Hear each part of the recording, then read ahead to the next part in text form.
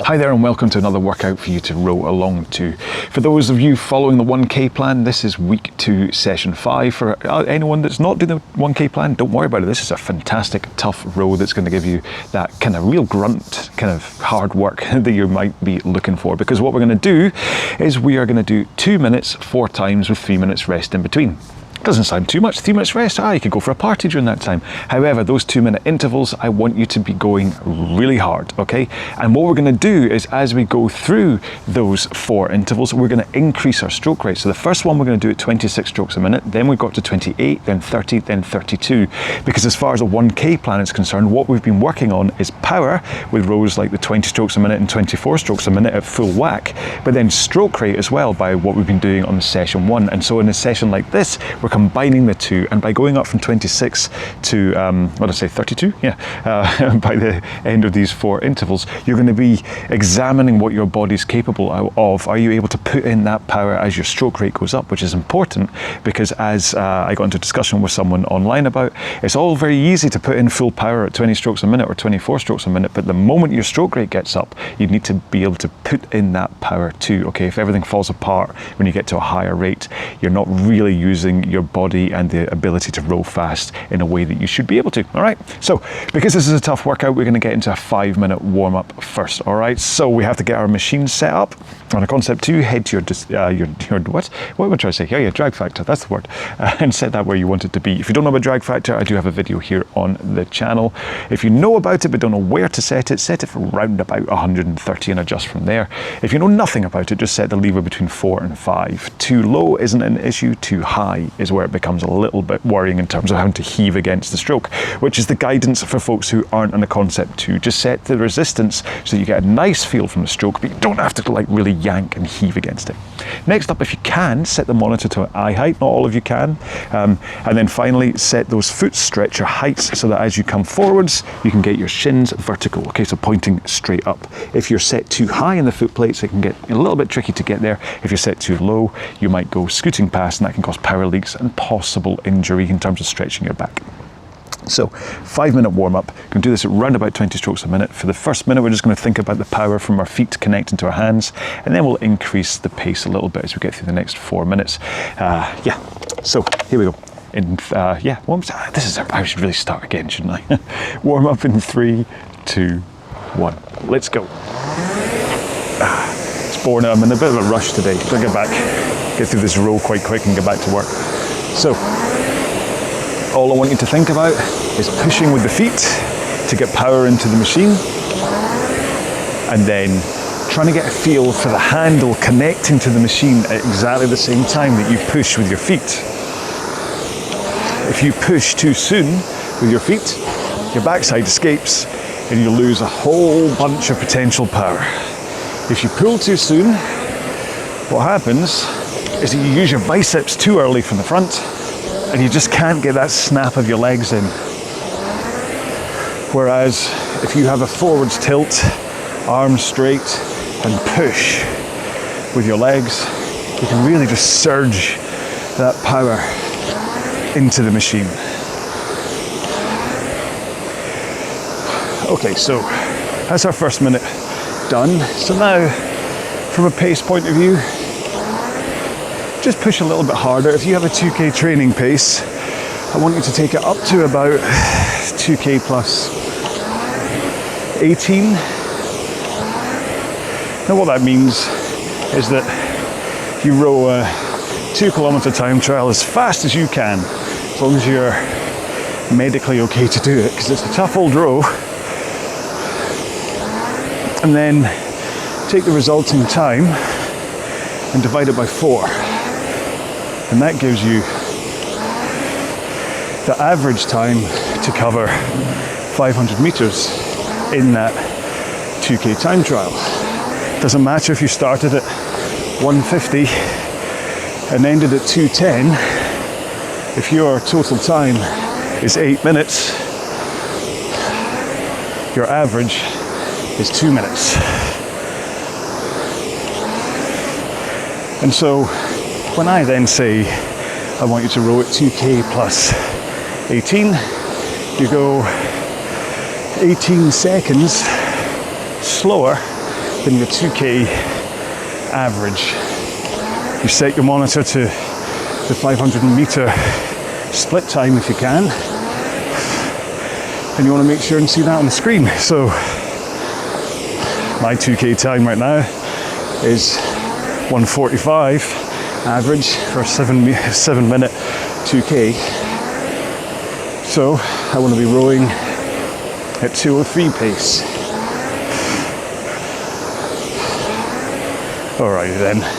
So we're not going to do the single leg and arms only stuff today, because we want to make sure we're nice and warm from a cardio point of view.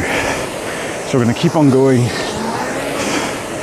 as we get through the next 2 minutes, but just take sequences where you do 5 strokes harder, push harder with the legs, and then back down to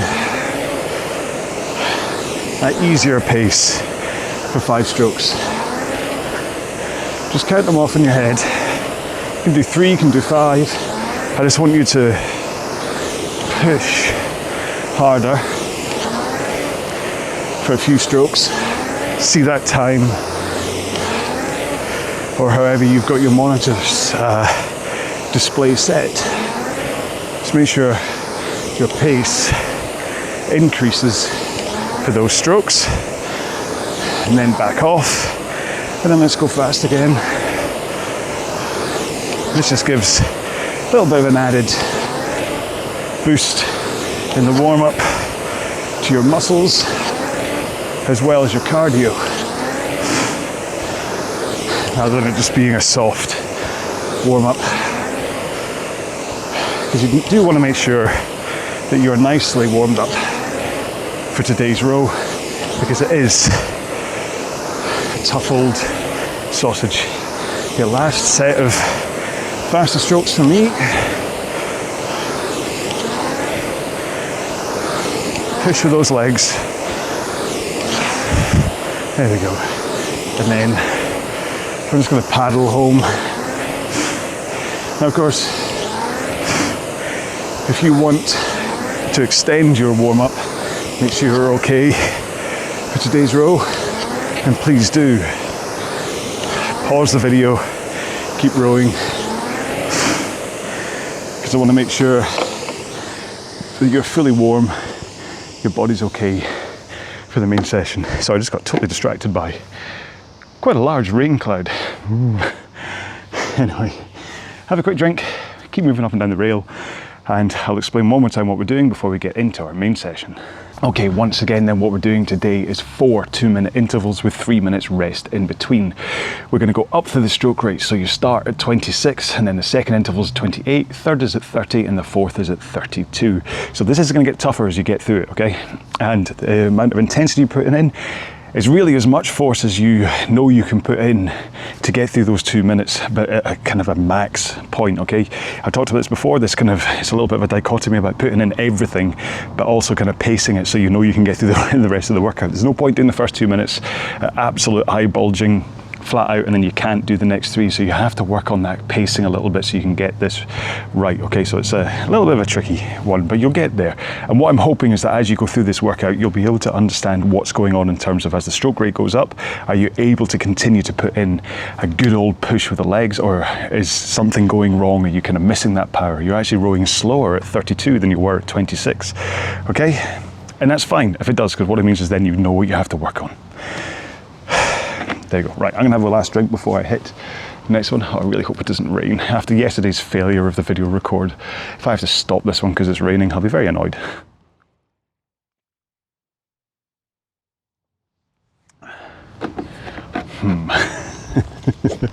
So that's what I'm looking at right now. Okay, right.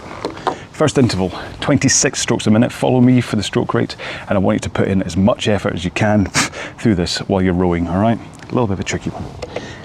Sunglasses on, even though it's about to rain. In 3, 2, 1. Let's go. So, like I say, push those legs into the machine. Ideally, you will be going faster than you were in week 2 session 3, which was max power at 24. Now, I'm going to be speaking a little less in these today.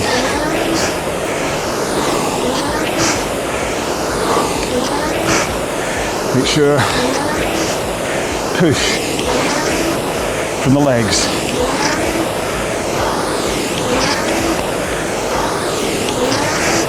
A minute gone.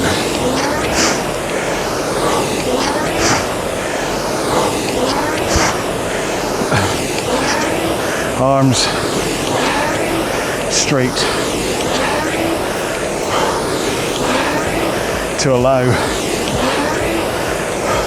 the power. Forwards, tilt.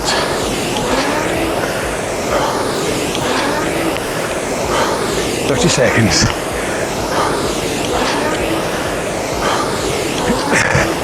Keep it up.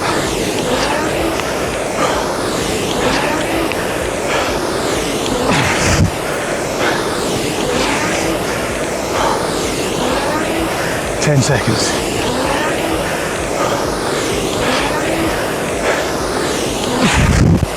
Last stroke. Ooh. I know I'm not quite as chatty in that kind of an interval, because it's hard work.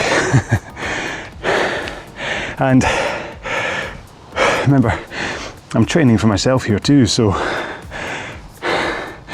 on sessions like this, being a little bit selfish, and that's why you're not getting my usual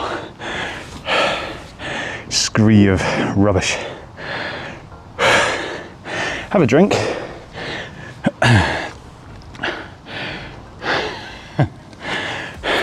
I'm not going to be happy until that cloud goes over my head.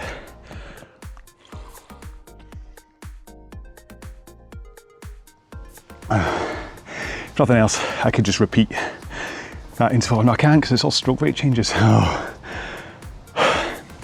So hopefully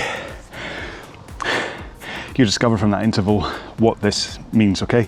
It's about putting in full power. So I averaged 143.8 across that first 2 minutes, which is burn about 1.5 seconds faster than the average across my entire week 2 session 3, which was the 24 strokes a minute at full power. So all it's telling me is that I managed to get in more power than I did across those little 1 minute intervals, the 20 times 1 minute. So that's good that I'm going faster at 26 than I was at 24.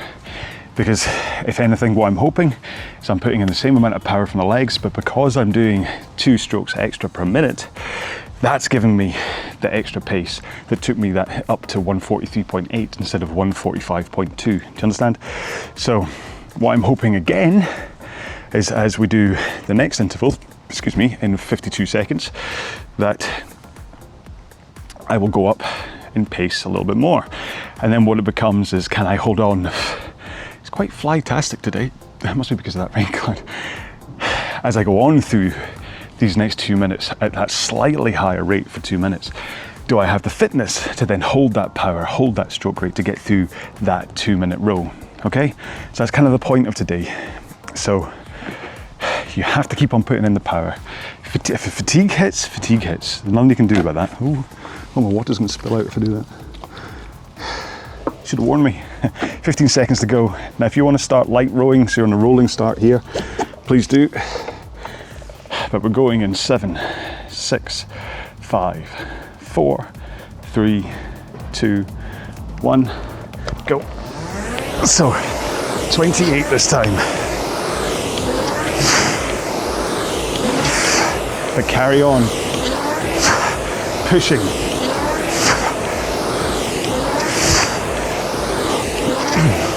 Nice. Straight arms. Forwards. Tilt. Connect your feet to your hands.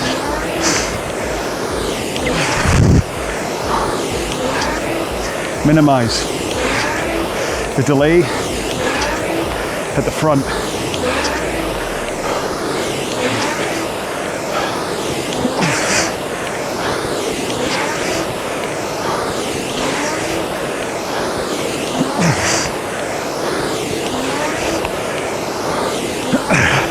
Halfway.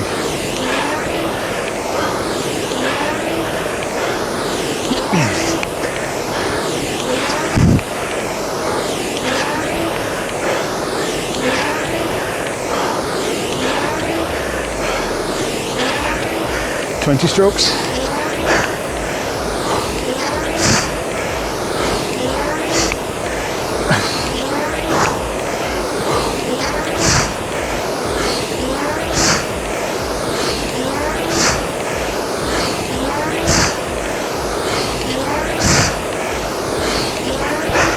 Ten strokes.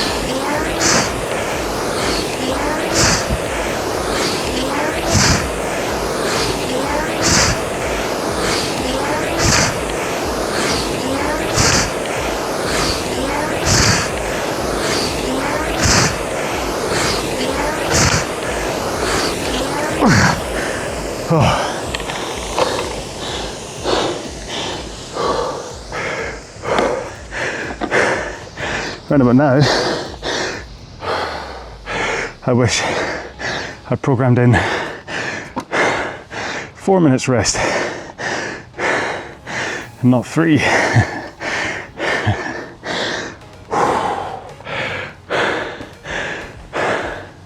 Certainly, from a cardio point of view,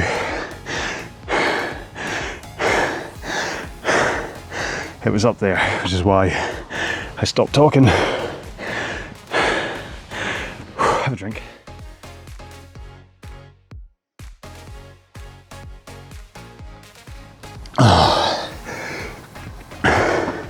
So,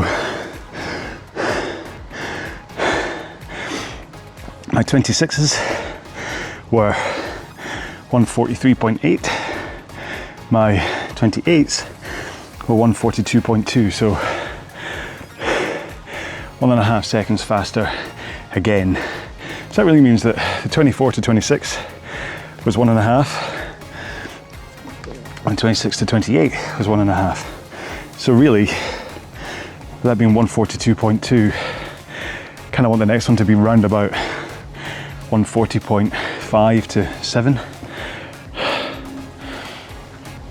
If I'm continuing this kind of linear progression of more strokes means going faster, if you get what I mean. So, which hopefully is what's going to happen. But like I say, things can play up the higher you get, where you just don't feel you're able to get that power in anymore because you're too busy trying to get the stroke rate up, or just fatigue, especially in a session like this with only the 3 minutes rest.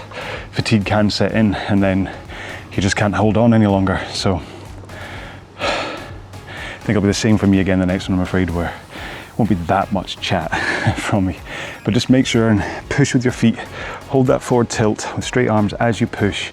When your legs are around about halfway, that's when you swing over your back and then pull in your arms, okay? Don't grab from the front, that just loses your power. Oops, that went all over me. Idiot. Okay, 25 seconds to go until the third interval, but we were past the Bon Jovi point, so that's a good thing. If you want to do light rowing, get the flywheel moving, start now. Then just try and time it right so that when I say go, you take your stroke.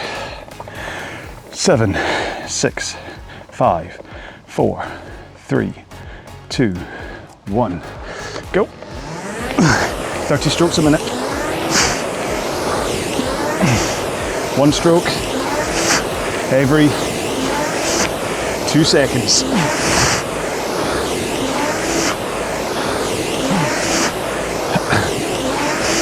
Maybe just count them down in groups of 5.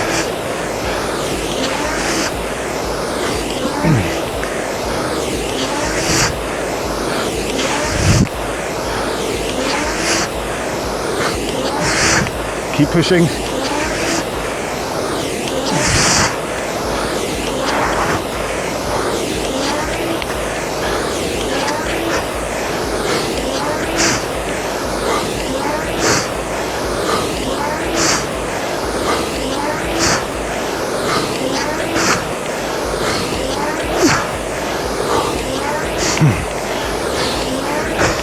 Halfway.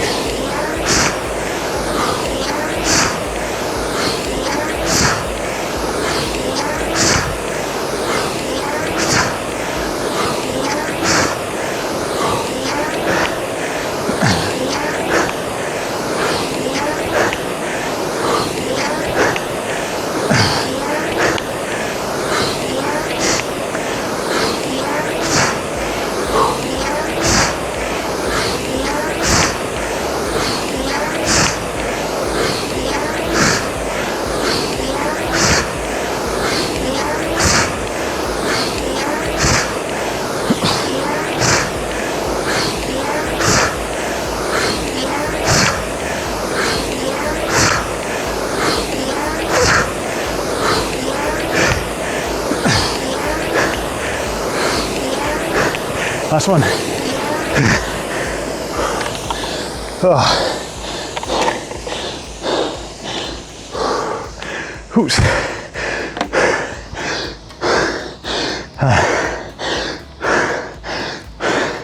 1 second, Collar. Ooh.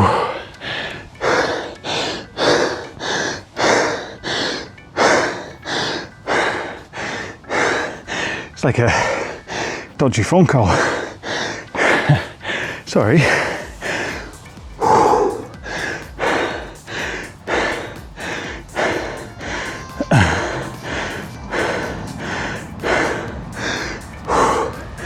Oh. Right, have a drink.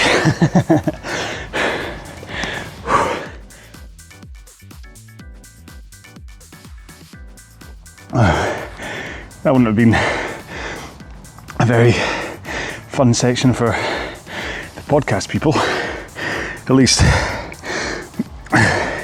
the YouTube people would have seen me in a state of recovery, I'd say. So, 140.8, so 1.4 seconds faster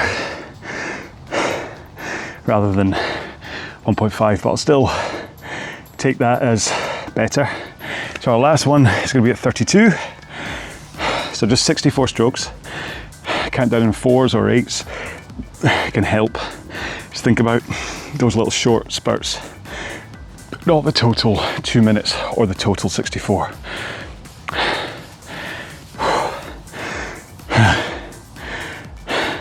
To be honest, the 3-minute breaks are perfect because you do recover enough to do the next one, but not so much that it means that the next one has quite a kind of like 30-second lead time before you get tired again.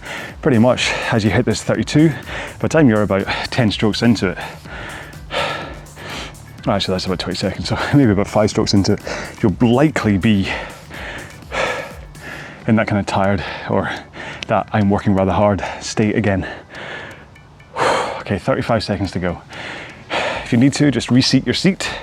Just take some pressure off your glutes where your sit bones are maybe pressing down on them. So this is our last one. So let's just see what you can get 32 strokes up to. 15 seconds to go at 32 strokes a minute, 64 in total. Okay, 10 seconds to go. Come on, we've got this together. 7, 6, 5, 4, 3, 2, 1, go.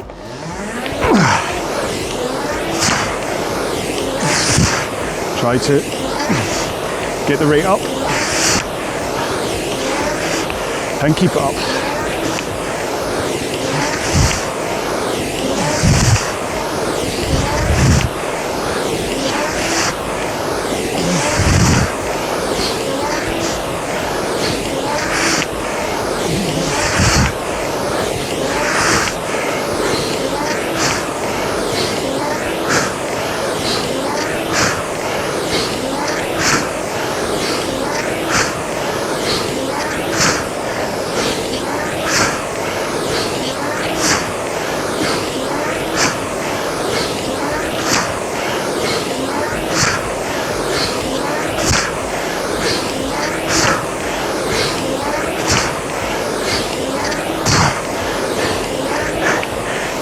halfway.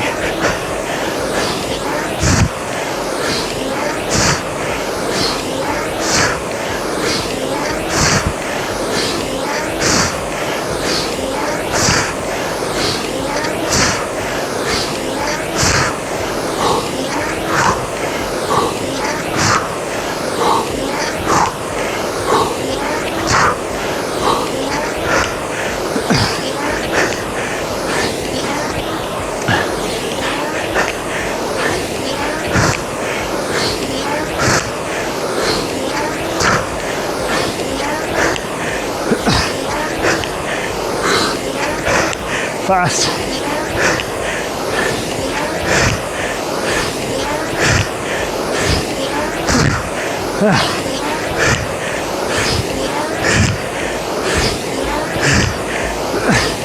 Finish.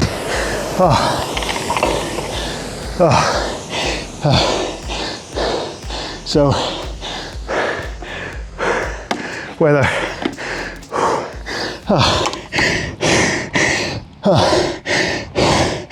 Excuse me.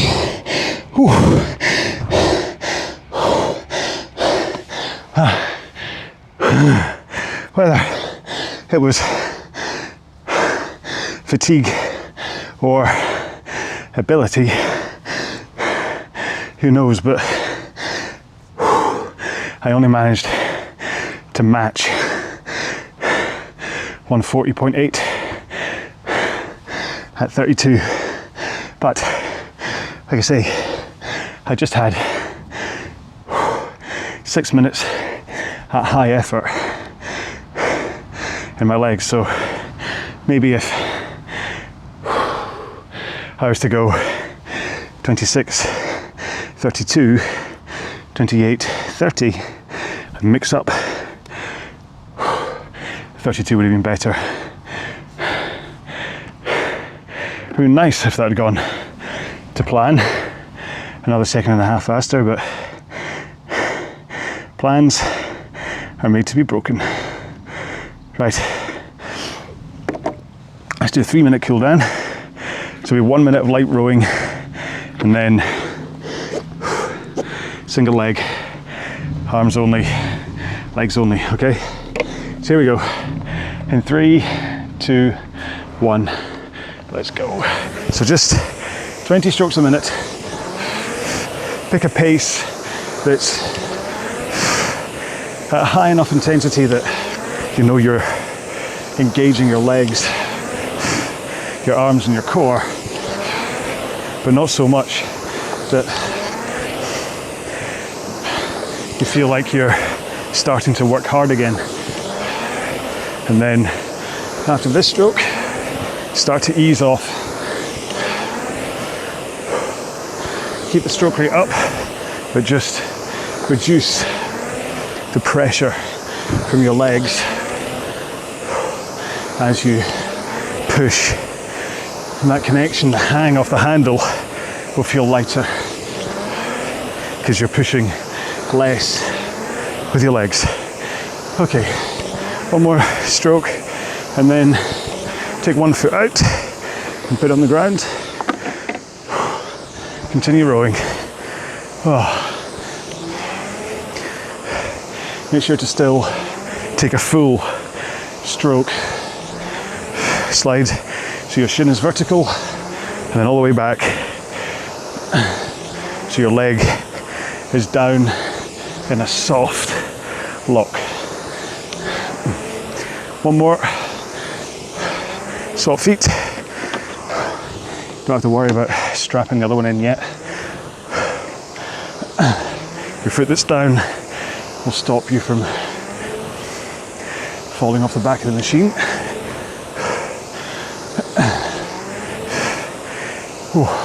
I think I'm actually getting a stitch in my right side. I can't remember the last time I had a stitch.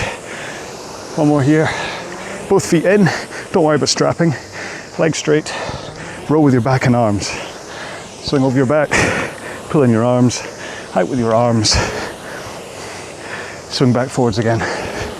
Forwards, forwards. Backwards, backwards. Forwards, forwards. Backwards, backwards. See how the back swing leads into the arm pull, and then the arms away lead in to that swing back over your back. Right, as you come forwards, tighten up your straps, arms straight, forwards tilt, push out the front. Really, very little power here, because all I want you to do is think about connecting the handle as your feet connect, but also holding this position of straight arms and forwards tilt as you do so. So if you push too hard, you can end up undoing that. So just nice and light, hold that position. One more. Because you want to get used to driving out with your arms straight. Okay? Even if you mess up your back, it's still vital that you keep your arms straight, but I don't even want to give you that get out.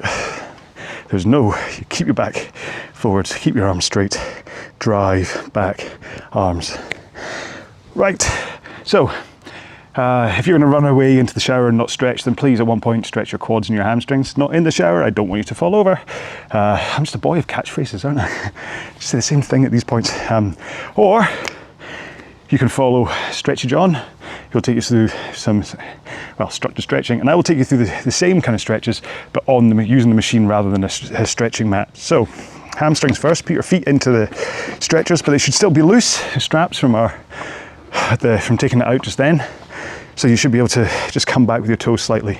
Hands in the air, fold forwards, okay? It's important that you fold forward, you don't just bend with your lower back or upper back. And how you have the various angles in your body here will greatly affect the kind of stretch that you get in your hamstrings. Whether you have your toes back or pointing forwards, whether you have a right angle between your foot and your shins, which I don't quite have here. Let's loosen off a bit more. There we go. See, that's just changed the feel of that hamstring stretch. Whether you have a bend in your knees, if I put too much of a bend in my knees, I get no hamstring stretch. If I put too much, then it can be a little bit, you can hyper stretch your tendons and things. So work on what works for you, okay? What gives you the stretch that you want, where you want it. Glutes next, put one leg up on the rail, bring your other foot over into the crook of that knee, pull your knee across your body, hold it in place with the other arm, and then rotates backwards. Hold on to the back of the machine, and you should find that when you did that rotate, your glute has then got a good stretch into it. And again, how much you rotate, how much you pull across this leg, even where you set this foot, the one that's across your knee, they can all greatly affect how much of a stretch and just where you feel that stretch. So knee comes across, rotate round, because your whole body shifts as you do that rotate. So whether you try and hold your glute in position or your knee in position as you rotate into it, or whether you give it a little bit of a move and then pull against it, it's your body. You know what makes your stretch, okay? So you know what you can tolerate, you know what you need to do. So even if you have to do a stretching session that's completely different to what I'm doing, then do what you need to do. Don't listen to this buffoon here. Okay, next up, quads. So if I'll come down to sideways.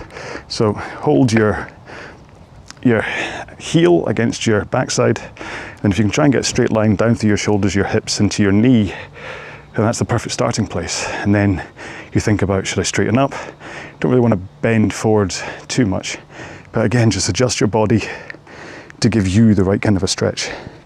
Do the other side, see if I can do it on one leg without falling over. Hey. It's always good for those stabilizer muscles in your ankles, trying to do it without holding on to something. You always want to just find little ways that you can add little hacks into your training, into how to make things slightly better. That's why if I said this before, when I'm brushing my teeth, I'll do this into an isometric, oops, I won't fall over, into an isometric squat, and I'll brush my teeth like this. Because I might as well, I've got 2 minutes, I might as well hold an isometric squat for 2 minutes and brush my teeth. Why not use that time? Okay, so hip flexors. I'm going to do the standard knee on ground way first. So knee on the ground, knee over your ankle, and then as you push your hip forwards, the other one you can't see, this knee then goes over the top of your foot slightly, but your body's still in a good posture, and that should give you a nice stretch into your hip flexors. Now the reason I'm doing it this way and doing that one first is that when I did this stretch in session 3, I was showing how to do it without touching your knee to the ground. And I think I undersold that stretch into this leg, so I'm doing it again to try and give it a, just in case. I'm an equal opportunities idiot. So to stretch without putting your knee on the ground, come into like a lunge forwards on that leg, whoops, and lower your back knee, okay, down to almost the ground, and then push that hip forwards, okay? So it's basically the same thing, except I'm not touching the knee down to the ground, and I'm really putting a lot of force into this leg in terms of holding this lunge position. Whoop, okay, oops, slippy grass, I think it needs mowed. Next up, shoulders. So hands straight in front of you, bring it across your body. This one then pulls it. The other arm kind of holds onto it and pulls it, and that kind of move will stretch. I've said before, if when you're rowing, your shoulders end up liping, it's a good Scottish word for you. That's the word of the week, liping, which means sore. You have used them to some great extent, and they are giving you some kind of jib. Jib being another one, where it's basically they're going, ouchie. Then there's a chance that you're shrugging your shoulders when you're rowing, okay? You're not meant to. You're supposed to have nice, loose shoulders as you come forwards, and then as you take the stroke, keep them nice and loose and down. Okay, so a good tip for that is as you come forwards, if you think you're a shrugger, as you come forwards, rotate your elbows slightly outwards. And you'll see even here, what it does is it lowers your shoulders down, engages your lats, and lets you put that force through your lats, instead of it being up here and up in your traps and shoulders up in your ears, okay? Triceps. So put one hand down your back, down your spine basically. Use your other to pull that elbow backwards and increase the stretch into your triceps. And what you should feel is your hand should go slightly further down your spine as you do so. If you have good stretching ability, you can do this behind your back and kind of pull it down. I don't. Nope, don't. So, but it's improving ever since I started doing these kind of stretches on the machine instead of waiting until after a workout. It's improved, so just shows that stretching has its place. I'm sure if I spent longer stretching doing these, it would be better, but we don't have time for that. You don't want to be sitting here for 10 minutes. Oh, sweat is running into my eyes. I can hardly see. I'll close my eyes and do forearms. Oh, crikey. Actually, I'm going to bring this up because the Segway gods have made it possible. But, I've got my eyes. But I promise you, I wasn't thinking about this. But keep an eye out on announcements on either Facebook or, that's Claudia messaging me, I'll reply to you later. Yeah, or even on the website, on the shop page.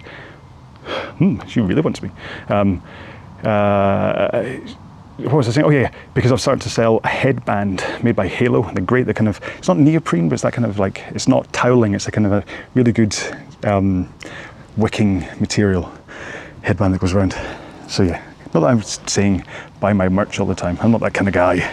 And as it is, I'm selling them at cost rather than actually making any money out of it. Because my whole thing is I don't want to make money out of you. I just want to row along with you. So finally, biceps. Put your hands behind you as though you're a ski jumper. Ooh, but rotate your thumbs outwards, okay? And that stretches the long head of your bicep and will give you a nice little stretch.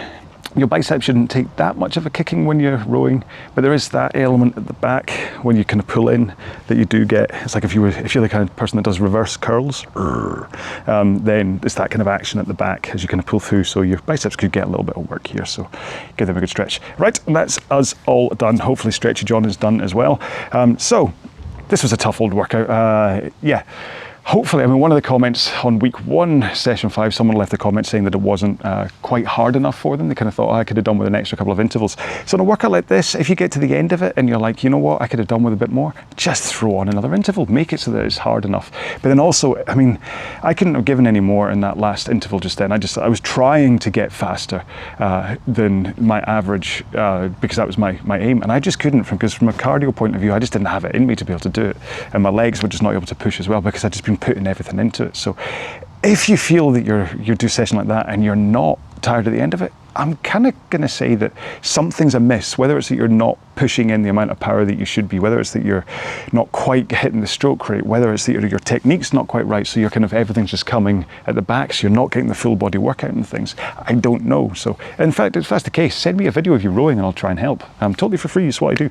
And I'll try and give you like an idea of what I think might be happening if you're just like, I just can't quite get the stroke rate up, or I can't quite get the intensity in, or it doesn't feel right. Just send me a video and I'll let you know what I think. So yeah, there you go. So today's hashtag then, what were we talking about? Well, actually just, I'd say silent movie, because most of that was in silence. So hashtag silent movie, I think is the best way to do it. I'm going to put some music on it. You'll obviously realise that by now, but during the main intervals, I'll put like a little boots and cats and boots and cats and boots and, maybe that should be the hashtag boots and cats. Just so there's something under there, not just me heavy breathing at you. So yeah, but that's it. So that's the end of week 2. So like I say, there's 4 main weeks to the 1K plan, and then there's like an extra week at the end that just kind of gets you prepped for your ultimate 1K time trial. So hopefully you're enjoying this, whether you're doing the 1K plan or with the intention to do a 1K at the end, or whether you're just enjoying the fast training. I don't know. So leave me some kind of a comment. Let me know how you're getting on with it, and make sure to check out the other videos I have, not only within this plan, but on the rest of my channel, because there are hundreds here for you to pick from, all with me. So sometimes Holly turns up, sometimes my youngest, but yeah, and that's it. So we're done. So enjoy your rest days, which please take at least one in between this session 5 and session 1 of week 3. Please let your body recover, get ready for the next week, and I will see you in one of my other videos. Okay, so take care, be well, bye bye.